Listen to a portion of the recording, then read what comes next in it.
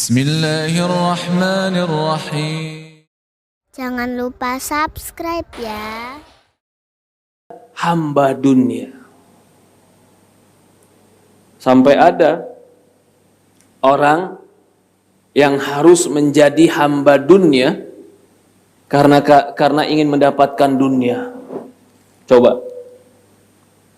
Saking rendahnya mereka kepada dunia, tidak lagi hanya menghinakan diri, tapi mereka menghinakan diri dan merusak hubungan mereka dengan Allah. Contoh ini masih berkaitan dengan hamba dunia.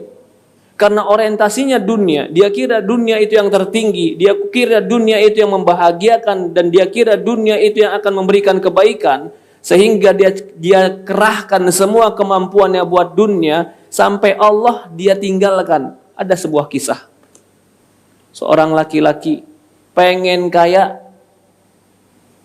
kepengenan dia kepada kaya, itu sampai di ubun-ubun pengen kaya, nggak peduli gimana pun jalannya. Sampai suatu hari dia ketemu orang pinter. Ya. Orang pinter ini, ya pinter tanda kutip ya. Orang pinter ini bilang, kamu mau kaya? Mau. Kamu bisa kaya. Apa syaratnya? Ada ritual. Tapi ritual ini ada tumbal. Dan ini benar. Kalau kau berani tumbalkan dia, kau akan dikasih kaya. Apa tumbalnya? Tumbalnya adalah anak dan istrimu. Dia sepakat menumbalkan anak istrinya. Boleh kau buat dia sakit, tapi buat aku kaya. Boleh kau buat istriku sakit, tapi kau buat aku kaya. Sampai akhirnya istrinya sakit, sampai meninggal, anaknya sakit, sampai meninggal. Memang harta dia bertambah. Allah uji dia dengan harta bertambah.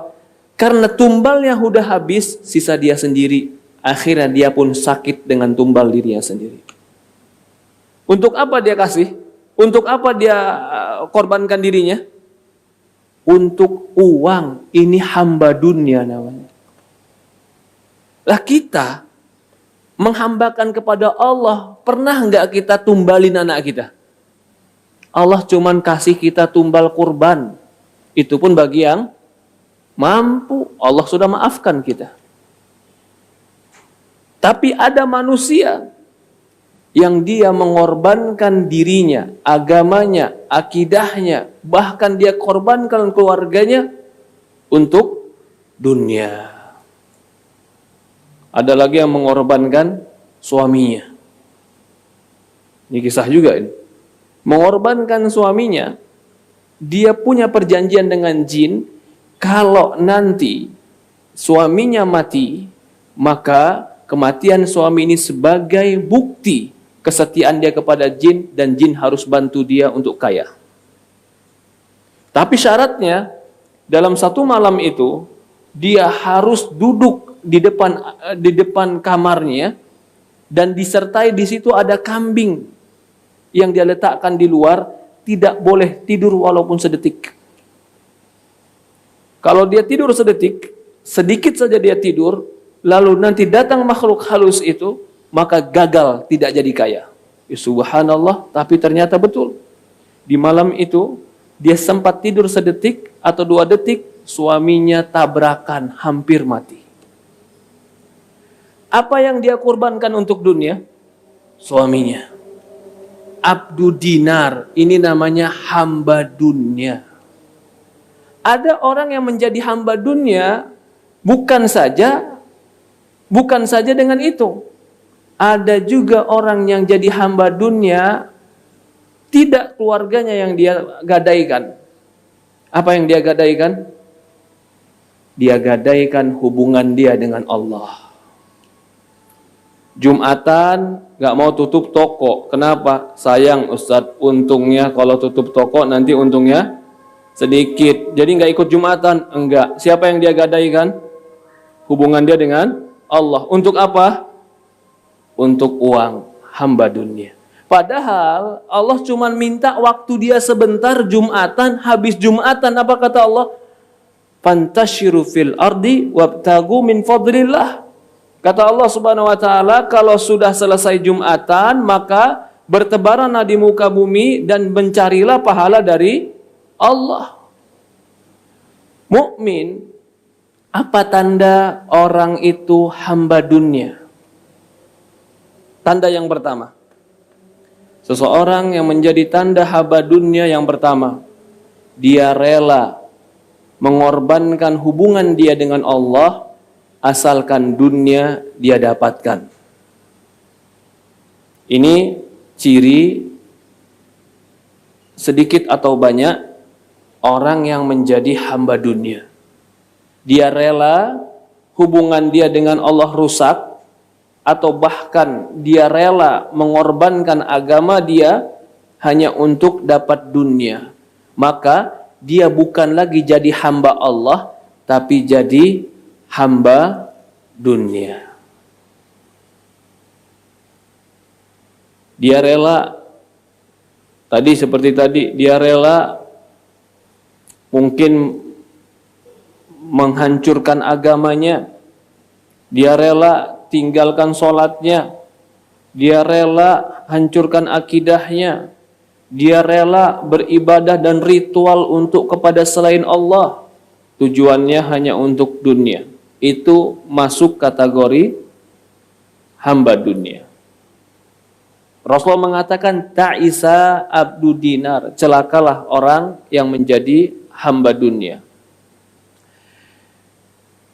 Lalu di dalam Quran Allah Subhanahu wa taala menyebutkan tentang hati-hati terhadap dunia. Allah mengatakan pada surat Al-Munafiqun ayat 9, ya ayyuhalladzina amanu la tulhikum amwalukum wala auladukum an dzikrillah wa may yaf'al dzalika faulaika humul khasirun. Kata Allah Subhanahu wa taala, wahai orang-orang yang beriman, janganlah harta dan anak-anak kalian melalaikan kalian dari ingat dan zikir kepada Allah. Barang siapa yang lalai zikir kepada Allah dikarenakan harta dan anak-anak mereka, maka mereka adalah orang-orang yang bangkrut, yang rugi. Tidak boleh kita jadikan zikir, sholat, ibadah kepada Allah terhalangi cuman karena dunia. Meninggalkan sholat contohnya, tidak boleh meninggalkan sholat cuman karena sibuk dunia. Udah dunianya dapat sikit, akhiratnya pun berantakan. Ya subhanallah, rugi. Orang yang semua meninggalkan akhiratnya hanya untuk dunia, berapa dunia yang dia dapat sehingga dia berani meninggalkan akhirat dia? Berapa dunia dibayar kepada dia sehingga dia berani untuk memasukkan dirinya ke dalam api neraka? Ciri yang kedua, orang hamba dunia, Rasulullah menyebutkan, fa idza utiya radiya fa idza lam yu'ta sakhat. Apa itu cirinya? Kalau dia berbuat sesuatu dapat dunia, dia mau, dia suka, dia semangat, dia kerjakan. Tapi kalau tidak dapat dunia, dia murka, dia marah, dia nggak mau mengerjakan. Jadi ukuran dia mau berbuat baik dan beramal, dunia dapat atau enggak. Beda sama orang beriman. Orang beriman bantu tetangga bukan karena dunia, karena pahala. Orang beriman menyeberangkan orang lain bukan karena dunia, karena pahala. Orang beriman memudahkan urusan orang lain bukan karena dunia, karena pahala. Tapi kalau abdu dunia, hamba dunia, dia bantu orang lain karena dunia. Kalau tidak dapat dunia, dia tidak akan pernah mau cari ridho orang lain. Maka kalau dia dapat dunia, dia ridho. Kalau dia nggak dapat dunia, dia nggak mau. Begitupun kalau dia berteman, dia lihat nih temannya ngasih dia dunia atau enggak, menguntungkan dia dunia atau tidak. Walaupun temannya jahat secara agama, tapi menguntungkan dia di dunia, dia rela mendekati teman itu walaupun dia harus merendah. Tapi temannya ini nggak punya dunia, padahal agamanya baik, akhiratnya baik, dia nggak betah dengan teman yang seperti itu, karena orientasinya semata-mata dunia. Ini yang kedua. Ridho kalau dapat dunia, nggak ridho kalau nggak dapat dunia. Baik kalau dapat dunia, nggak baik kalau nggak dapat dunia. Yang ketiga, kagum dengan ahlu dunia. Kalau ngelihat orang ahlu dunia, kagum, termotivasi, senang, sanjung, bila perlu ketemu orang ahlu dunia, cium kaki, cium dengkul, cium tangan, cium kening.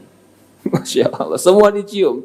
Tapi ketemu orang baik, orang soleh, orang yang ajak akhirat, dia remehkan, dia kucilkan, dia jauhi, dia rendahkan.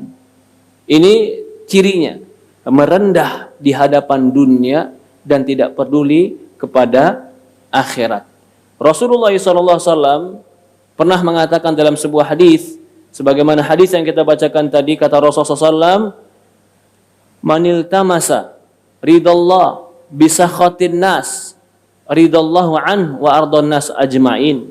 Manil tamasa ridon nas bisakhatillah sakhatallah alaihi wa askhatan nas ajma'in.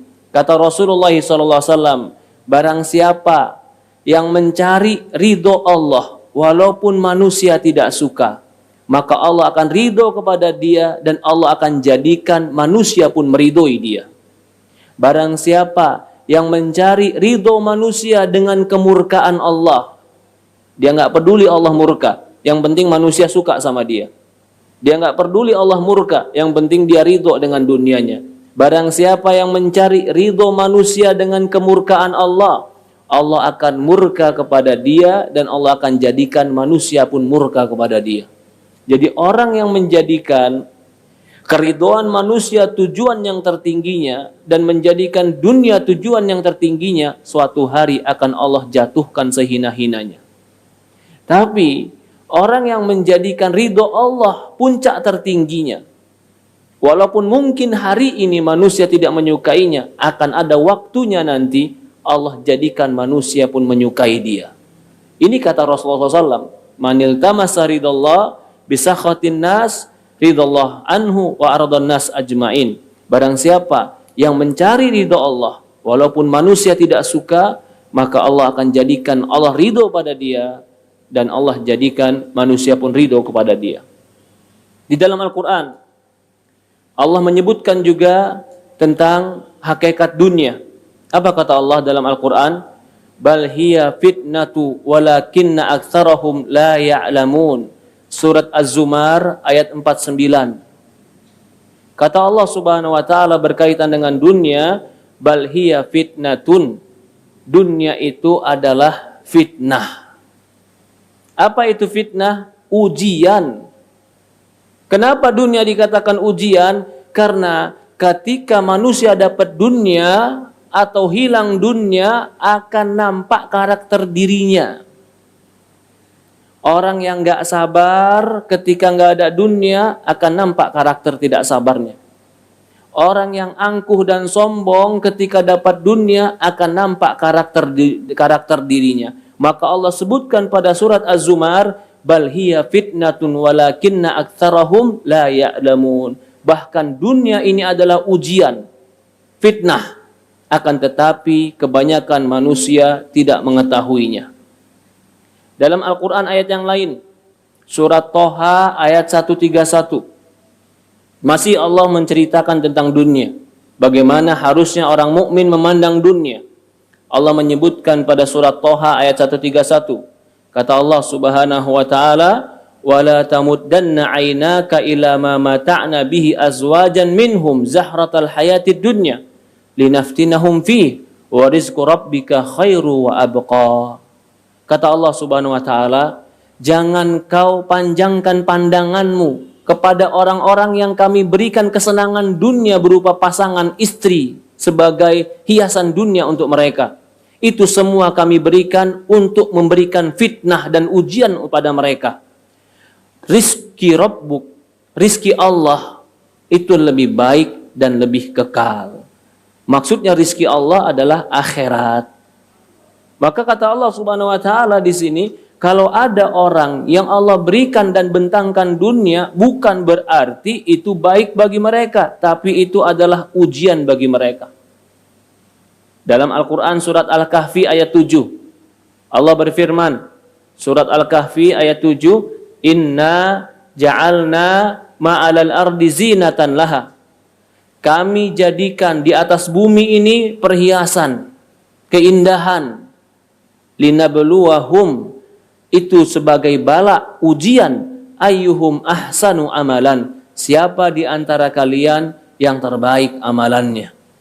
Jadi memang Allah ciptakan dunia ini indah, dunia ini hijau, dunia ini nikmat. Allah ciptakan, tapi untuk menguji kita ini mendahulukan ridho Allah atau mencari dunia. Maka mukmin, bagaimana sifat mukmin yang benar? Kalau tadi kita sudah menyebutkan ciri-ciri orang yang abdun dunia. Bagaimana sifat mukmin yang benar? Pertama, mukmin tidak menganggap dunia sebagai tanda kebaikan, juga tidak menganggap sebagai tanda kejelekan. Tapi tanda kebaikan itu adalah orang yang dimudahkan menjadi soleh, mendekat ke surga. Ini pandangan mukmin. Mukmin itu tidak memandang dunia, bukan gak penting juga. Ya, bukan berarti baik kalau dilapangkan, bukan berarti jelek kalau disempitkan. Tapi yang terpenting posisimu adalah kapan kau dekat dengan Allah, itulah yang terbaik. Kalau ternyata disempitkan rizkinya, tapi di posisi itu dia banyak ingat Allah, bisa jadi itu posisi yang terbaik. Bisa jadi juga ketika di posisi dilapangkan hartanya, dia malah taat sama Allah, bisa jadi itu posisi yang terbaik.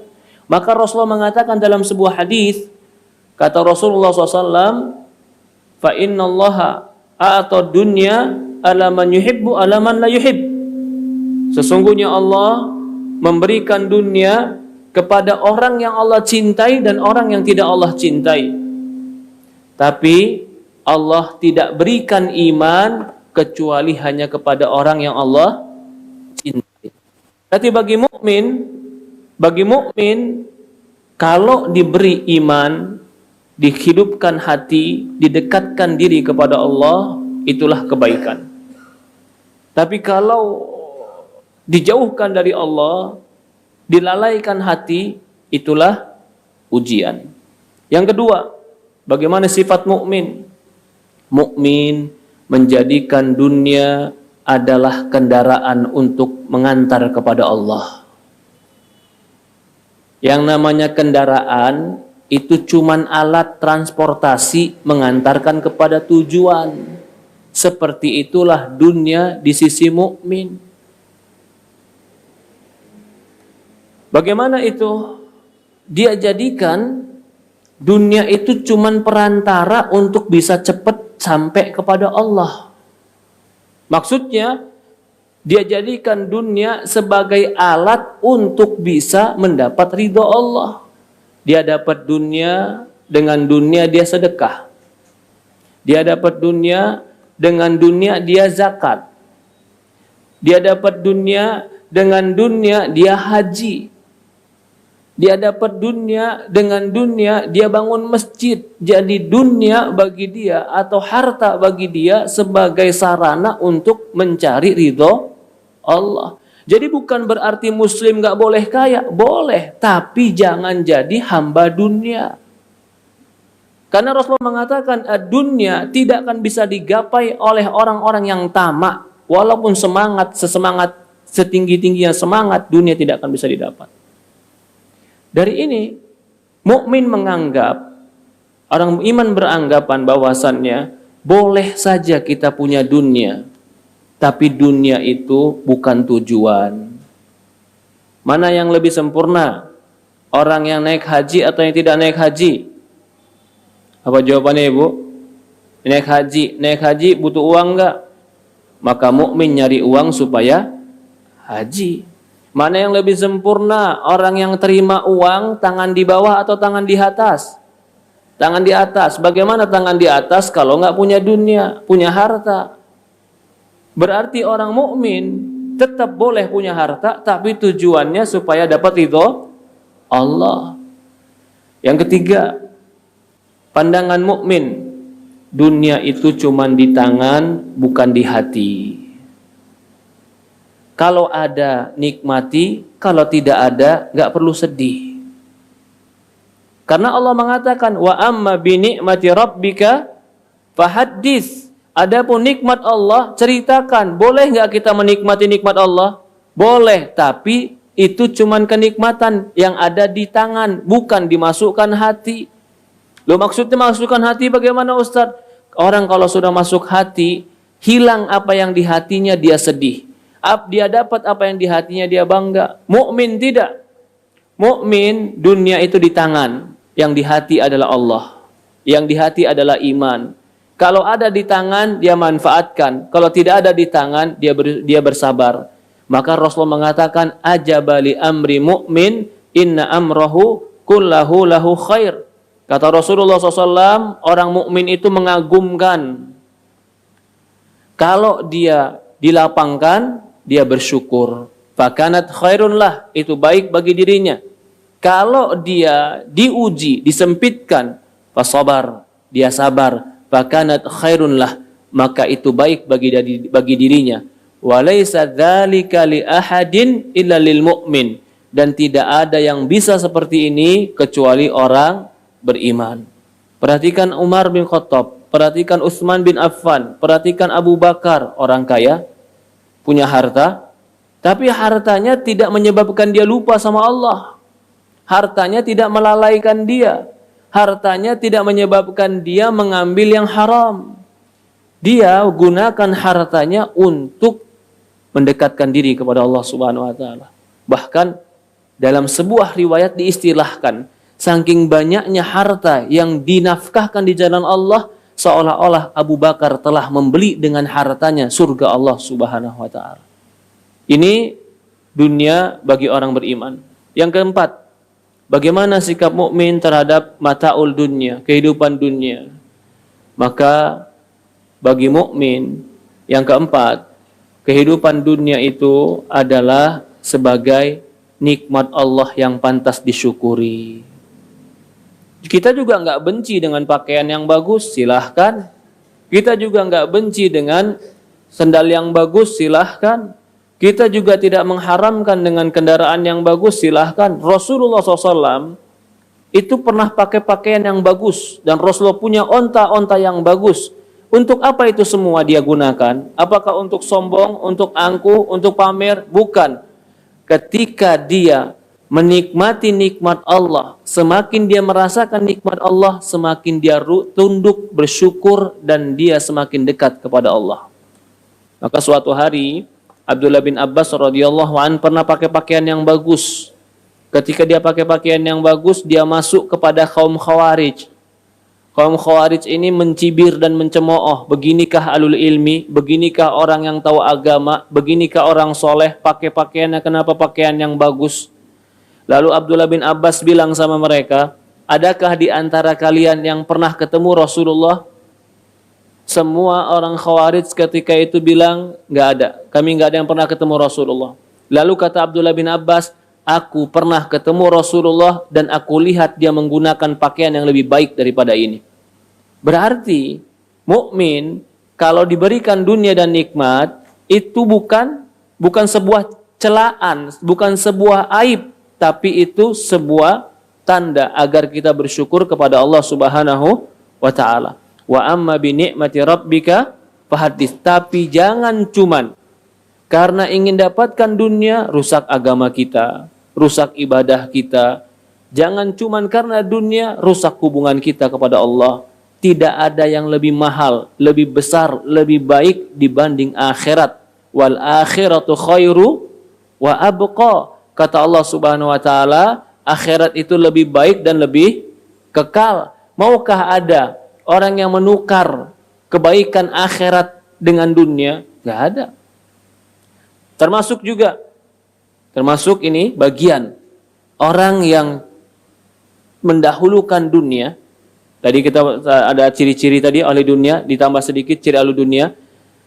Salah satunya juga, ya, dia beramal, ya, orang yang beramal, amalannya menginginkan dunia, tidak akhirat. Walaupun hampir mirip tadi, ya. Bagaimana itu contohnya? Dia beramal baik, beramal soleh, tapi kalau dibilang sama dia, kamu amal ini pengennya balasan akhirat surga atau pengennya di dunia dikasih harta? Lalu dia jawab, saya pengennya dunia aja, berarti ini habdu dunia. Ini nggak boleh.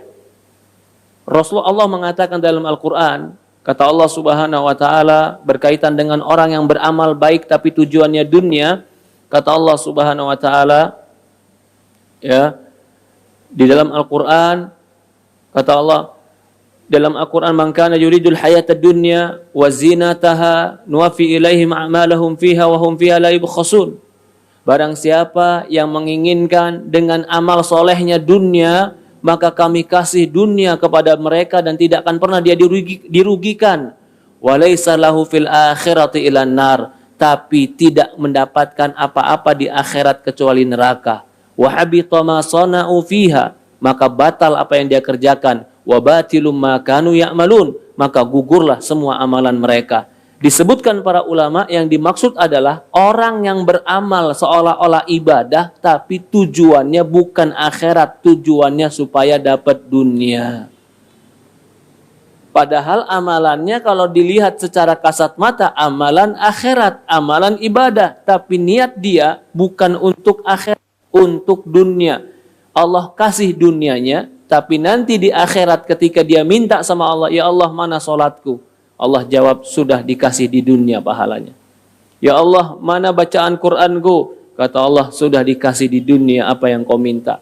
Maka mukmin tidak boleh menjadikan amalan solehnya semata-mata tujuan dunia. Tidak boleh.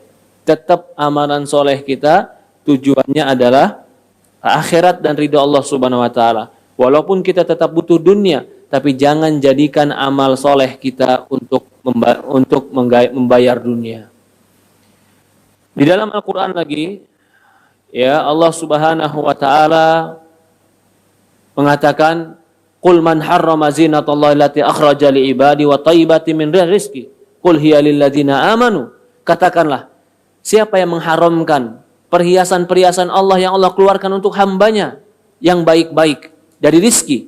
Katakanlah, itu semua untuk orang-orang beriman di dalam kehidupan dunia, khalisatan yaumul qiyamah, yang murni nanti di yaumul qiyamah mereka pun akan dapatkan. Walladzina yunfikuna amwalahum bil-laili wan-nahara sirran wa 'alaniyah falahum ajrum 'inda rabbihim wa la khaufun 'alaihim wa la hum yahzanun. Maka itu para hadirin jamaah yang dimuliakan dan dirahmati Allah Subhanahu wa Ta'ala, kesimpulannya, dunia kalau kita carinya dengan cara yang benar, tanpa kita melanggar syariat Allah dan tanpa menelantarkan hukum-hukum Allah, maka dunia itu halal bagi kita. Itu perhiasan Allah yang halal.